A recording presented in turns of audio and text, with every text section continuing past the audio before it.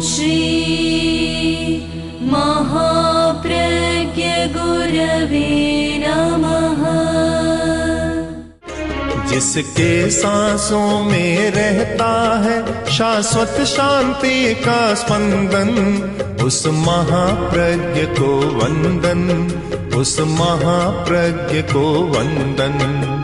सत्य अहिंसा अनेकांत को अर्पित जिसका तन मन, उस महाप्रज्ञ को वंदन, उस महाप्रज्ञ को वंदन।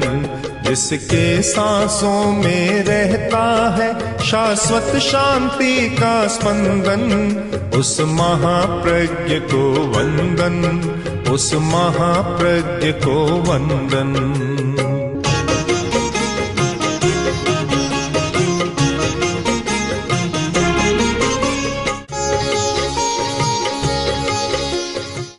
हमारे सामने 3 शब्द हैं, क्रिया, प्रतिक्रिया और अक्रिया। हम कुछ करते हैं, वह हमारी क्रिया है, और अपनी स्वतंत्र इच्छा से नहीं करते, किंतु किसी दूसरे निमित्त के आधार पर हम कुछ काम करते हैं, वह हमारी प्रतिक्रिया। और अक्रिया जो हम करते नहीं है। अक्रिया का संबंध बहुत तत्वों से है। ध्यान भी अक्रिया है, एकाग्रता, निर्विचार अवस्था सब अक्रिया है, और आलस्य भी अक्रिया है, कुछ नहीं करता। तो अक्रिया का क्षेत्र तो अच्छा बुरा दोनों है, दोनों बहुत व्यापक है। क्रिया और प्रतिक्रिया, इन दोनों का संबंध है।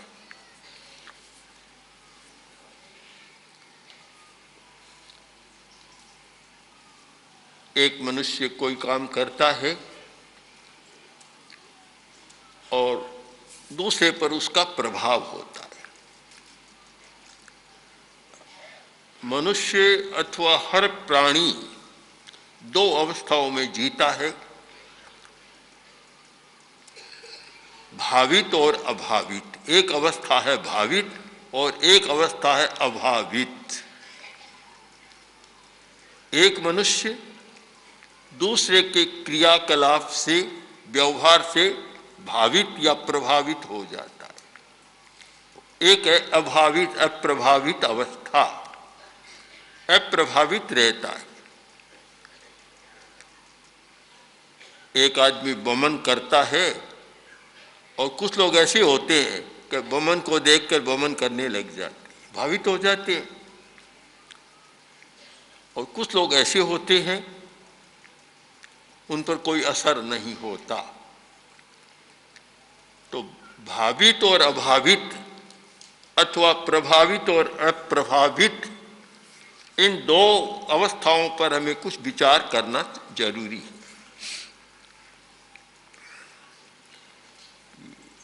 जिसका मनोबल, आत्मबल और साथ साथ शरीर बल इतना मजबूत होता है कि वह प्रभावित नहीं होता।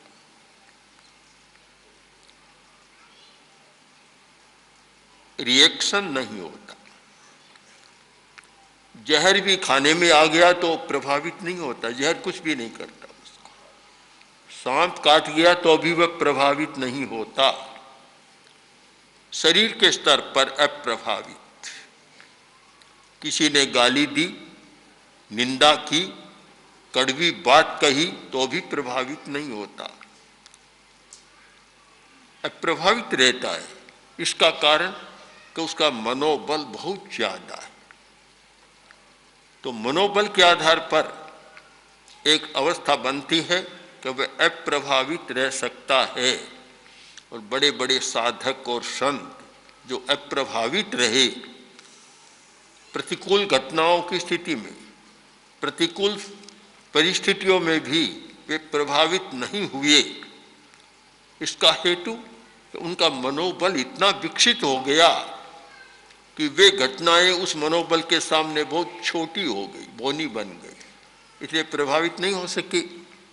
पूरा संतों का इतिहास है कि कष्ट देने वालों की कमी नहीं रही तो उनकी सहनशीलता में भी कमी नहीं रही, कोई प्रतिक्रिया नहीं, मुक्त रहे प्रतिक्रिया से, क्योंकि वे प्रभावित ही नहीं हुए।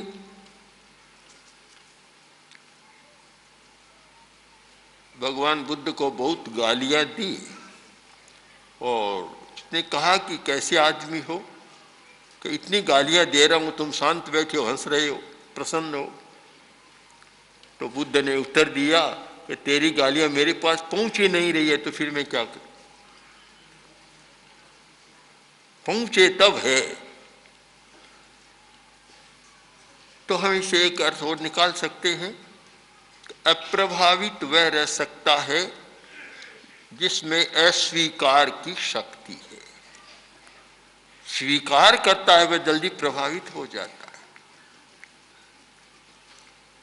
जैसे शरीर शास्त्रीय दृष्टि से कहा जाता है कि जिसका रेजिस्टेंस पावर बहुत मजबूत है, जिसका इम्यूनिटी सिस्टम बहुत शक्तिशाली है, वह प्रभावित नहीं होता। बहुत लोग थोड़ी सी कुछ परिस्थिति आती है, संक्रमण कीटाणुओं का होता है, प्रभावित हो जाते हैं। सर्दी आई तो सर्दी से प्रभावित, गर्मी आई तो गर्मी से प्रभावित, सब हो जाते हैं। किंतु जिनका शरीर बल इतना शक्तिशाली है कि वे प्रभावित नहीं होते। अनेक बार हमारे मन में प्रश्न आया कि आज के डॉक्टर कहते हैं कि मच्छर काटते हैं मलेरिया हो जाता है। भगवान महावीर अथवा उस समय के हजारों साधु अचेल निर्वस्त्र रहते थे, कपड़ा नहीं पहनते, नहीं रखते थे, अचेल थे, और ऐसे स्थानों में गए कि जो भयंकर जंगल और भयंकर मच्छर आदि सब कुछ है। अब अचेल व्यक्ति को कितने मच्छर काटते होंगे, लोग कपड़ा पहनने वाले भी मच्छरदानी और तान लेते कि मच्छर न काटे। उनके पास तो कोई भी बचाव का साधन नहीं था और मच्छर इतने काटते रहे जिसका वर्णन भी कितने मच्छरों ने काटा। तो मेरे मन प्रश्न आया कि महावीर को कभी मलेरिया हुआ या नहीं, खोज करनी चाहिए। केवल महावीर को नहीं, उस समय के अनेक साधु आजीवक, श्रमणों का एक संप्रदाय आजीवक, वे भी अचेल रहते थे। महावीर थे और भी दिगंबर साधु बहुत थे जो वस्त्र नहीं रखते। उनको मलेरिया होता या नहीं होता, हो तो सबसे पहले उन्हीं को होना चाहिए कि उनके पास तो कुछ भी नहीं है। उनके लिए सुविधा है कि मच्छर काटे, मक्खियां दोनों, मच्छर और मक्खियां दोनों का मेल है। दो दोस्त बात कर रहे थे, बातचीत के दौरान एक दोस्त बोला कि भाई तुम बताओ, आज मेरे मन में प्रश्न है कि मक्खी और मच्छर में अंतर क्या है। तो बोला इतना नहीं जानते, बहुत साफ बात है। मक्खी आती है पहले मुआयना कर लेती है, मच्छर आकर इंजेक्शन दे देता है। दोनों का संबंध आप जुड़े हुए दोनों। तो बोला मक्खी और मच्छर दोनों टिकने नहीं देते। मैं सुबह सुबह आकर वहां बैठता हूं, एकदम सुबह, कोई खाने की बात वस्तु नहीं, कुछ भी नहीं, फिर भी मक्खियां इतनी। तो मुझे बरबस कई बार कहना पड़ा कि मक्खियां इतनी जागरूक है, अप्रमत्त है कि कभी अपने समय को व्यर्थ नहीं गंवाती, बिल्कुल सार्थक करती है, एक मिनट भी इधर उधर नहीं होता उनके। तो जो अचेल रहे, इतनी मक्खियां, इतने मच्छर, और फिर वे बीमार नहीं पड़े, इसका कारण कि उनका शरीर बल इतना विकसित हो गया कि वे कुछ प्रभाव ही नहीं डाल सके, अप्रभावित रह सके। जब अप्रभावित होता है तो फिर बाहर का असर नहीं होता। एक सूत्र हम निश्चित पकड़ लें बाहर का असर उस व्यक्ति पर होता है कि जिसका शरीर बल और मनोबल और आत्मबल तीनों कमजोर होते हैं, तो वह तत्काल बाहर से प्रभावित हो जाता है। तो हम प्रतिक्रिया से विरत रहना चाहें, केवल जानने मात्र से नहीं होगा, हमें विपरीत दिशा में चलना होगा कि शरीर बल भी बढ़ाएं, मनोबल भी बढ़ाएं और आत्मबल बढ़ाएं, तो फिर प्रतिक्रिया से विरति अपने आप हो जाएगी। हम अप्रभावित रहना सीख जाए, अप्रभावित, उससे प्रभावित न हो, अप्रभावित रहने की साधना करें। शरीर बल बढ़ाया जा सकता है, औषध के द्वारा भी बढ़ाया जा सकता है। आयुर्वेद में बहुत विधान है, सभी चिकित्सा पद्धतियों में विधान है कि शरीर बल बढ़े, किंतु उनकी अपेक्षा अधिक प्रभावशाली है कायाकल्प का प्रयोग। कायाकल्प, आयुर्वेद में कायाकल्प का विधान है। बहुत कठिन प्रक्रिया है जिससे पूरे शरीर का नया रूप कर दिया जाए। कन्हैयालाल जी जो अभी सन्यासी है, राम शरण जी, उन्होंने मेरे सामने ही, मेरे देखते देखते ही ये कायाकल्प का प्रयोग किया था। काफी कठिनाई होती है उसमें, भीतर ही रहना, भीतर सारा धूप न लगे, आदि आदि कठोर विधान है आयुर्वेद का, कायाकल्प का विधान। एक यौगिक विधान भी है जिसका प्रेक्षा ध्यान के संदर्भ में हमने विकास किया, कायाकल्प का प्रयोग। अगर वह कायाकल्प का प्रयोग निरंतर चलता रहे तो शरीर का बल बढ़ता चला जाता है। बुढ़ापे में भी बल बढ़ता है, केवल जवानी में नहीं, बुढ़ापे में भी बढ़ सकता है। कायाकल्प जिसका तुम स्वस्थ रह सकते हो, इस पुस्तक में पूरा विवरण है कि आनख शिखम, साहित्य में, काव्यों में आता है आनख शिखम, जहाँ सौंदर्य का वर्णन करते हैं। आनख शिखम, नख से लेकर और शिखा तक, चोटी तक उसका वर्णन करते हैं। आनख शिखम, तो ये कायोसर का प्रयोग भी आनख शिखम है। दोनों पैर के अंगूठों से शुरू करें और प्रयोग करते करते, शरीर को देखते देखते कायोसर की मुद्रा में शिथिलीकरण के साथ एक एक अवयव को देखते देखते नख से शिख तक, शिखा तक आ जाए। वह एक पूरी प्रयोग की पद्धति है। इस प्रयोग से काया का बल बढ़ता है। शरीर बल, यह भी बहुत जरूरी है। शरीर से दुर्बल है, उसे गुस्सा भी जल्दी आता है, वह चिड़चिड़ा भी जल्दी होता है, थोड़ी बात में घबरा भी जाता है। तो शरीर बल का भी कम महत्व नहीं है, चाहे तो सामाजिक कार्य का क्षेत्र हो और चाहे साधना का क्षेत्र हो। शरीर बल तो सब जगह जरूरी है। इसी संदर्भ में शायद भगवान महावीर ने कहा था कि जरा जावन पीड़ेई बाही जावन बद्धई, जाविंद्रियान हायंती ताव धम्मम समायरे। साधना करो, धर्म की आराधना करो, कब तक? कि जब तक बूढ़ापा न आए। बूढ़ापा आने के बाद फिर कर नहीं पाओगे। बूढ़ापे से मतलब अवस्था से न ले, शरीर बल जब तक बना रहे। बाही जावन बद्धई, और जब तक शरीर निरोग रहे, स्वस्थ रहे, शरीर में रोग न व्यापे तब तक, और जब तक इंद्रियां हीन न हो, इंद्रियों की शक्ति बरकरार रहे, ताव धम्मम समायरे, तब तक धर्म का आचरण करो। बहुत सुंदर निर्देश है कि हमारी अप्रभावित दशा में बाधा डालने वाली ये तीनों चीजें हो सकती है। कि बूढ़ा आदमी जल्दी प्रभावित हो जाता है, रोगी आदमी जल्दी प्रभावित होता है, और इंद्रियां कमजोर है वह भी जल्दी प्रभावित होता है। इंद्रियां भी मजबूत रहे, इंद्रियों की शक्ति भी बनी रहे, शरीर में रोग न हो, स्वास्थ्य बना रहे और बुढ़ापा न आए, यानी शक्तिहीनता न आए।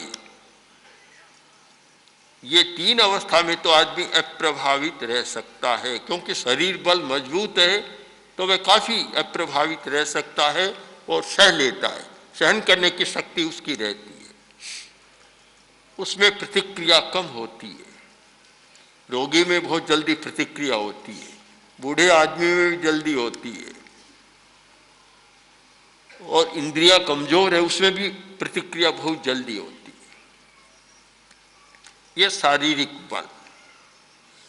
दूसरा हमारा है मनोबल, मानसिक बल, जिसमें मनोबल कम है, छोटी सी बात से प्रभावित होता है, और शायद इसीलिए कहावत चली होगी कि कैसा आदमी है राई को पहाड़ बना देता है। बात तो राई जितनी होती है और उस बात को पहाड़ बना देता है। कभी कुछ बात नहीं थी, साधारण थी, पर इसने महाभारत बना दिया। महाभारत कौन बनाता है? कि मनोबल जिसका कमजोर है। तो हमें मनोबल का विकास करना है, केवल प्रतिक्रिया के बारे में कुछ नहीं सोचना है, सोचने से होगा भी नहीं। हम प्रतिपक्ष में चले कि इन शक्तियों का विकास करें तो प्रतिक्रिया अपने आप समाप्त या कम होती चली जाएगी। मनोबल को बढ़ाएं। कैसे बढ़े मनोबल? मन की शक्ति कैसे बढ़े? यदि हम श्वास के साथ प्राण ग्रहण का प्रयोग करना सीख जाएं तो मनोबल का विकास अच्छा हो सकता है। हम जो श्वास लेते हैं तो एक शरीर शास्त्र की दृष्टि से कहा जाएगा कि ऑक्सीजन पूरा जा रहा है। ठीक है, ऑक्सीजन जाता है, प्राण वायु जाती है, पर एक प्राण और है जिसे एक सामान्य थोकड़े में कहा गया मन बल वचन बल का 10 प्राण कहे गए। मन का एक प्राण है। यदि हम श्वास लेते समय एक संकल्प के साथ प्राण का आकर्षण करें और संकल्प करें कि श्वास के साथ प्राण शक्ति ऊर्जा प्राण जा रहा है और मेरे मनोबल का विकास हो रहा है, इस संकल्प के साथ हम श्वास का प्रयोग करें और प्राण का अधिक आकर्षण करें तो मनोबल बढ़ सकता है और फिर काफी सहन करने की शक्ति हमारी बढ़ जाती है। मनोबल कमजोर है, उसको कुछ भी कहो तो अर्थ का अनर्थ हो जाएगा, समस्या और उलझ जाएगी। अच्छे के लिए कहो तो भी वह सारा बुरा हो जाएगा। तो हमारा मनोबल बढ़े और मनोबल के लिए यह दीर्घ श्वास का प्रयोग और दीर्घ श्वास में संकल्प पूर्वक प्राण ऊर्जा के ग्रहण का प्रयोग, हम कोरा श्वास न ले, कोई प्राण वायु न ले, उसके साथ पूरे आकाश मंडल में व्याप्त जो मनोवर्गणा के पुद्गल है उनका ग्रहण करें। जैन आचार्यों ने 8 वर्गणाओं का एक विधान किया है, बड़ा महत्वपूर्ण है। और वे 8 वर्गणाएं पूरे आकाश मंडल में कहीं भी चले जाओ, ऊपर नीचे, चाहे चंद्रमा पर चले जाओ, सूर्य पर चले जाओ, मंगल ग्रह पर चले जाओ, और चाहे नीचे पाताल में चले जाओ, कहीं भी चले जाओ, पूरे आकाश में वे वर्गणाएं व्याप्त रहती है। एक मनोवर्गणा जो मन को संचालित करने वाले, सहयोग देने वाले पुद्गल है। यदि हम संकल्प पूर्वक श्वास के साथ उन बरगणाओं को, उन स्कंधों को ग्रहण करते हैं और संकल्प करते हैं कि ऐसे शुभ पुद्गल, इष्ट पुद्गल ग्रहण किए जा रहे हैं जो हमारी मानसिक शक्ति का विकास करेंगे, तो आप देखें प्रयोग कर, आपका मनोबल बढ़ जाएगा। जब मनोबल मजबूत है तो प्रतिक्रिया अपने आप घट जाएगी। शरीर बल बढ़ा तो शरीर में होने वाली प्रतिक्रियाएं कम हो जाएंगी या समाप्त हो जाएंगी। और मनोबल बढ़ा तो मन पर होने वाली प्रतिक्रियाएं और प्रभाव कम हो जाएंगे। मन इतना शक्तिशाली हो गया तो फिर किसी ने कुछ किया, मेरा क्या, कोई बात नहीं, चलो बात समाप्त है, इतने बात समाप्त हो जाती, कुछ होता ही नहीं, उस पर असर ही नहीं होता।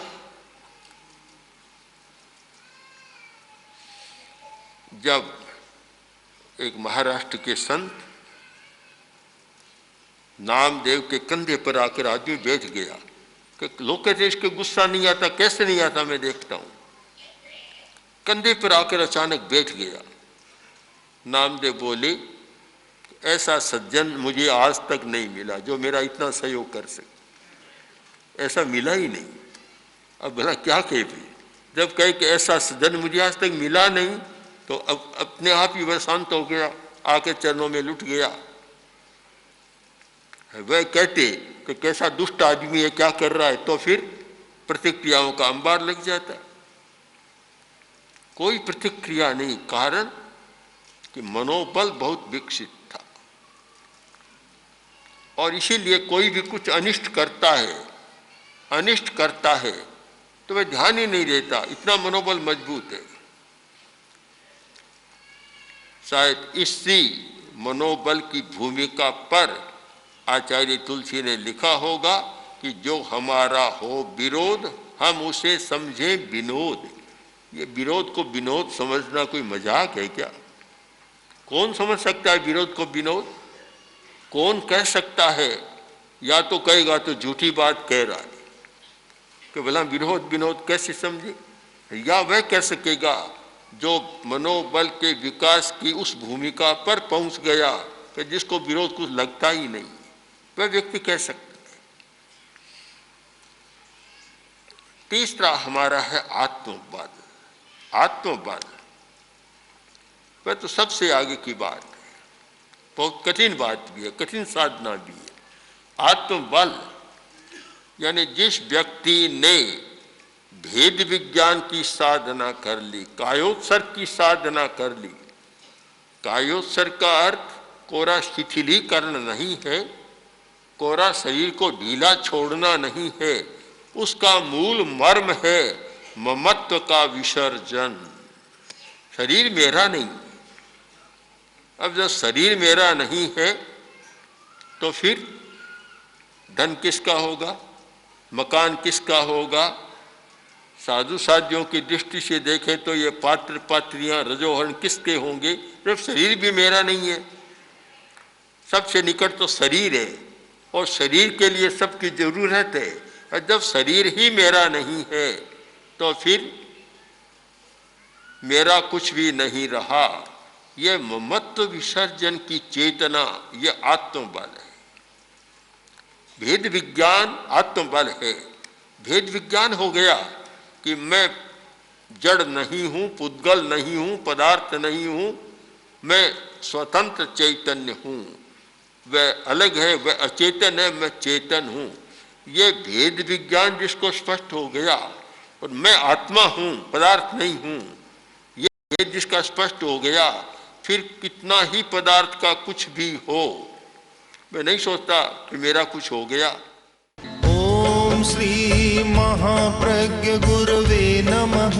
गुरवे नमः, गुरवे नमः। ओम श्री महाप्रज्ञ गुरवे नमः।